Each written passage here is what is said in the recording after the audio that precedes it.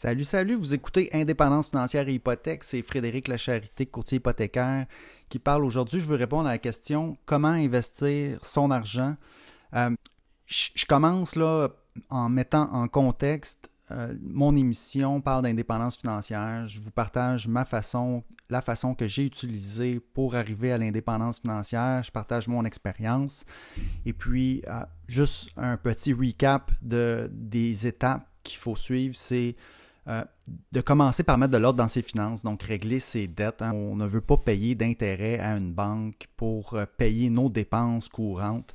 Donc ça, c'est une première chose. Il faut régler ses dettes étudiantes. On va payer le solde de tout ça. On va mettre de l'ordre dans nos finances pour être capable de dégager une épargne et ensuite accumuler une mise de fonds. Donc, jusqu'à temps qu'on ait fait ça, qu'on ait accumulé une mise de fonds pour acheter sa résidence principale, ce qui peut vous faire avancer vers l'indépendance financière, ce ne sera pas l'investissement à ce moment-là, ça va être vraiment vos muscles d'épargne. Êtes-vous capable de générer du revenu puis de dégager un profit en dépensant moins que ce que vous gagnez? Donc ça, c'est la base. Si on n'arrive pas à faire ça, si tout de suite on va vers les dettes, alors qu'on n'est pas capable de dégager une épargne, on ne va pas arriver à l'indépendance financière.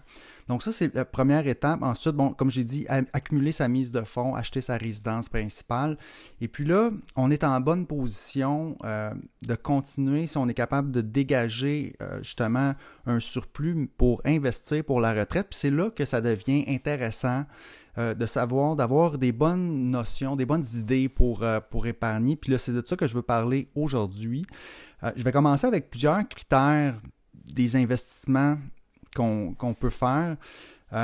Premier critère, un investissement, ça peut être soit passif ou actif, dans le sens que, par exemple, si on va dans les marchés financiers, on achète des actions, des obligations via notre institution financière, ça va être un investissement qui va être très passif. On n'a rien à faire, on peut l'oublier puis vaguer à notre occupation, ce qui vraiment est notre emploi, nos revenus, se concentrer là-dessus, versus des investissements qui vont être plus actifs.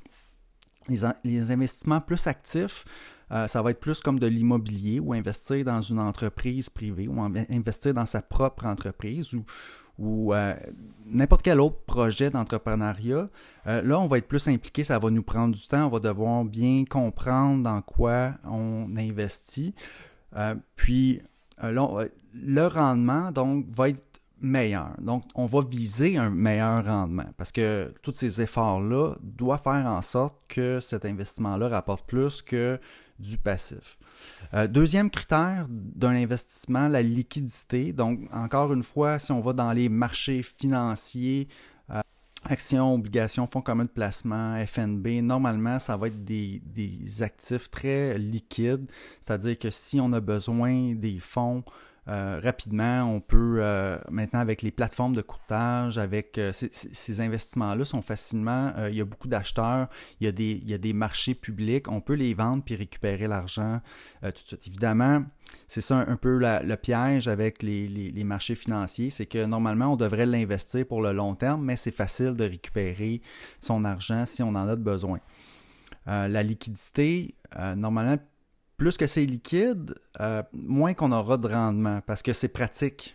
Et puis, moins qu'un investissement sera liquide, exemple de l'immobilier, exemple de l'investissement dans une entreprise privée, ça va être plus difficile de récupérer son investissement parce que ça prend il faut faire une transaction souvent avec un notaire. C'est pas quelque chose qui s'achète et qui se transige facilement, donc ça va être moins liquide. Et normalement, on va exiger encore là un meilleur rendement. Donc, si on va vers un placement moins liquide, on va exiger un meilleur rendement. Ensuite, la difficulté, l'expertise de l'investissement, ben tout est lié là, avec les deux premiers aspects. Plus qu'un investissement va être difficile, c'est-à-dire qu'il ne sera pas super accessible, ou est-ce que ça va prendre une excellente compréhension avant de vraiment investir ses sous dedans, que c'est quelque chose qui n'est pas donné à tout le monde, qui n'est pas accessible, ben ça va aussi nous donner, on va exiger de tout ça normalement un meilleur rendement qu'un placement qui est plus facile. Là. Exemple, j'y vais encore avec les marchés financiers, que ce soit un CPG qui est un placement garanti par le gouvernement. Ça, je veux dire, il n'y a aucun risque, c'est facile à comprendre. On va avoir un faible taux d'intérêt, que ce soit un compte d'épargne à intérêt élevé, puis même à la limite des fonds communs de placement, des FNB indiciels. On est normalement dans le accessible, puis ça peut donner un certain rendement, puis on va en avoir besoin dans notre portefeuille pour arriver à l'indépendance financière, mais il faut savoir que, évidemment, le rendement de ça, on va être dans les 5 à 12%, tandis que les placements plus compliqués, oui, c'est plus compliqué, puis peut-être qu'on n'a pas accès à ces placements-là, mais on devrait exiger de ça un meilleur rendement. Encore là, il y a une relation. Ensuite, il y a le minimum d'investissement. Si on va dans les marchés financiers encore là aujourd'hui, on peut commencer à investir des très petites sommes versus les autres types de placements. Exemple, si on veut acheter de l'immobilier ou justement faire des placements investir dans sa propre entreprise, souvent ça va prendre des plus gros montants, donc encore là c'est une barrière à l'entrée, et étant donné qu'on demande un plus gros montant et qu'il y a moins d'investisseurs potentiels, on va demander encore là un meilleur rendement. Donc, voyez un peu la façon de regarder les investissements quand on veut cheminer donc vers l'indépendance financière. On va, de toute façon, au début, quand on n'a pas d'argent, si on est encore endetté, c'est pas si important de penser aux investissements, mais évidemment, on va commencer possiblement vers ce qui est accessible pour nous, puis on va aller vers les marchés financiers. Puis, au fur et à mesure, si on est capable de développer une expertise dans un type d'investissement autre, bien, c'est une bonne chose de le faire parce qu'on va obtenir un meilleur rendement. Donc, en gros, les trois types, moi, les grandes familles d'investissements possibles sont, bon, comme je l'ai déjà dit, les marchés financiers, donc actions, obligations, fonds communs de placement, fonds négociés en bourse, indiciels, tout ça est facilement accessible. Puis là, il y a deux façons de procéder. Selon moi, on peut trouver un conseiller financier de confiance qui va bien nous expliquer, parce que ça, c'est la clé quand on investit. On ne devrait jamais investir si on ne comprend pas ce qu'on achète. Hein? Cet argent-là, normalement, c'est notre épargne, c'est nous qui avons travaillé pour. On devrait bien comprendre ce qu'on fait, puis quand on veut investir dans les marchés financiers, soit on trouve un conseiller financier qui va bien nous expliquer, qui va prendre ça en charge pour nous, puis qui va nous rassurer, puis qui va mettre ça dans des... parce qu'on ne veut pas perdre. Hein, dans tous les cas, dans tous les types d'investissement, le premier critère, c'est qu'on ne veut jamais perdre d'argent. Puis ça, ben, il faut que notre conseiller financier nous guide dans ce sens-là. Puis ça serait la première façon pour moi d'investir dans les marchés financiers, de trouver une personne de confiance qui le fait avec nous, pour nous, puis qui nous explique. Ensuite, je dirais que devenir investisseur autonome, si c'est un talent qu'on veut développer, ça c'est une autre approche. Moi, c'est celle que j'ai utilisée parce que justement, quand j'ai commencé à avoir un peu d'argent de côté, je voulais justement placer, j'ai pas réussi à trouver de conseiller. Quand j'approchais quelqu'un, je trouvais que cette personne-là soit me l'expliquait pas bien, ou était plus jeune que moi, qui avait pas d'expérience, ou tu sais, quand tu vas à la banque, souvent il y a un roulement d'employés, puis c'est difficile de trouver un conseiller qui va nous aider avec des petits montants, parce que bon, ces gens-là souvent sont payés, sont rémunérés avec un pourcentage de l'actif sous gestion. Donc si on n'a pas beaucoup d'argent, c'est difficile de trouver quelqu'un vraiment qui va être un bon fit. Donc moi, ce que j'ai commencé à faire, c'est que j'ai commencé à m'informer, à m'éduquer moi-même sur l'investissement dans les marchés financiers. Et puis, j'ai fini par comprendre, il y a un déclic qui s'est fait un jour, puis je me suis dit, OK, je suis capable de le faire, je peux ouvrir mon compte sur une plateforme de courtage en ligne, Disnat par exemple, puis j'ai appris ce qu'étaient les fonds indiciels, et puis j'ai compris actions versus obligations, une bonne allocation d'actifs qui va être bonne à travers le temps, qui va faire qu'on va avoir un bon rendement. Puis j'ai compris aussi que les marchés financiers, évidemment, surtout dans les actions, ça va fluctuer. Certaines années, le rendement va être très bon. Certaines années, ça va être moins bon. Donc, j'ai lu assez de livres et j'étais allé chercher assez d'informations pour être capable de faire. Donc ça, c'est l'autre façon d'aller investir dans les marchés financiers. Investisseur autonome, le faire soi-même ou demander de l'aide. Quand on demande de l'aide, évidemment, peut-être qu'on n'a pas le choix parce qu'on n'a pas les connaissances puis qu'on ne veut pas prendre le temps de faire tout ça. Peut-être que nous, on veut se concentrer sur notre emploi, vraiment ce pourquoi on a un talent qu'on est en train de développer, c'est peut-être là-dessus qu'on veut se concentrer, puis que l'investissement, c'est pas pour nous. À ce moment-là, on trouve quelqu'un, on paye, puis c'est correct. Là. On va être capable de faire fructifier notre argent de cette façon. Donc ça, c'est pour les marchés financiers. Ensuite la deuxième famille, pour moi, d'investissement qui est super importante, c'est l'immobilier. Puis là, l'immobilier, on peut parler...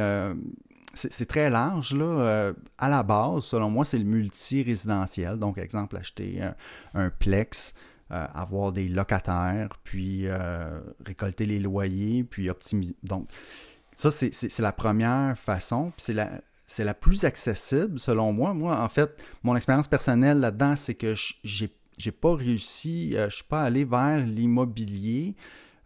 Parce que justement, je trouvais que c'était un investissement un petit peu trop actif. Je me voyais pas faire ça, mais c'est sûr qu'avec du recul, voyant que les valeurs de l'immobilier a super bien augmenté, a bien progressé depuis que j'ai acheté. Mais bon, moi, j'ai décidé d'acheter ma résidence principale. J'ai pas acheté d'immobilier. Mais le point là-dedans, c'est que donc l'immobilier, c'est une famille d'investissement très accessible parce que tout le monde connaît, tout le monde doit se loger. Donc, d'aller acheter un plex propriétaire occupant, je trouve que c'est une très bonne façon de commencer. Évidemment, encore là, il faut s'informer, il faut s'éduquer, il faut pas se lancer là-dedans. Il faut avoir une belle position financière. On élimine toutes nos dettes, on accumule une mise de fonds et puis on s'informe sur c'est quoi être propriétaire. Puis on peut y aller, on peut commencer petit avec justement un plex propriétaire occupant, puis voir si on aime ça, puis voir si on est bon là-dedans, si on est capable de bien gérer son immeuble. Puis normalement, si on est bon puis qu'on procède de la bonne façon, on va obtenir un meilleur rendement qu'en plaçant notre argent dans les marchés financiers. Ça, j'y crois parce que c'est actif, on n'a pas le choix. Parce que si on est pour obtenir le même rendement que les marchés financiers, pourquoi qu'on fait tout ça, qu'on fait tous les efforts d'aller dans l'immobilier? Non, il faut s'assurer quand on va investir dans l'immobilier que ça va rapporter plus que ce qu'on pourrait faire dans les marchés financiers, ce qui est vraiment passif. L'autre type d'investissement, c'est d'y aller vraiment dans l'entreprise. Puis là, ça dépend l'expertise, notre travail, ce qu'on fait comme travail, peut-être qu'il y a des opportunités qui font en sorte qu'on peut lancer notre propre entreprise, qu'on peut investir dans ce qu'on connaît. Parce que ça, c'est la clé, investir dans ce qu'on connaît. C'est là qu'on va avoir un edge. Puis là, en termes de rendement, c'est possible d'aller chercher au-delà de ce que les marchés financiers ou l'immobilier peut procurer. Puis là, on va être en mesure vraiment d'augmenter le rendement de nos investissements. Encore là, c'est plus risqué. Il faut y aller de façon progressive. Il faut bien comprendre. Donc moi, personnellement, l'exemple que j'utilise par rapport à ça, c'est justement mon meilleur investissement. Ça a été l'entreprise dans laquelle j'ai travaillé pendant 20 ans. Le propriétaire a décidé qu'il voulait garder ses employés clés et puis il nous a donné l'opportunité d'investir, donc d'acheter des parts dans l'entreprise. Et puis à ce moment-là, étant donné que j'étais dans cette entreprise-là et que j'avais une grande confiance au propriétaire et que j'étais sur place, que je voyais les chiffres, que je comprenais bien le fonctionnement, comment que l'entreprise faisait de l'argent, comment qu'elle allait rembourser donc les actionnaires, c'était un no-brainer. Mais tu sais, ça, c'est le type d'opportunité. Si on n'a pas une belle position financière à ce moment-là, peut-être qu'on ne pourra pas participer à ça. C'est une bonne chose d'avoir fait les étapes avant, c'est-à-dire régler ses dettes, accumuler sa mise de fonds, acheter sa résidence principale et puis avoir de l'argent pour investir quand cette opportunité-là vient. Donc, comment investir? Ben, j'ai dressé un tableau là, vraiment général. Évidemment, je ne vous dis pas dans quoi investir, quel produit. Évidemment, il faut aller voir un conseiller avant de faire n'importe quel mot ou devenir investisseur autonome et bien comprendre ce qu'on fait. Donc voilà, j'espère que cette émission-là vous a plu et sur ce, je vous souhaite un excellent cheminement vers l'indépendance financière.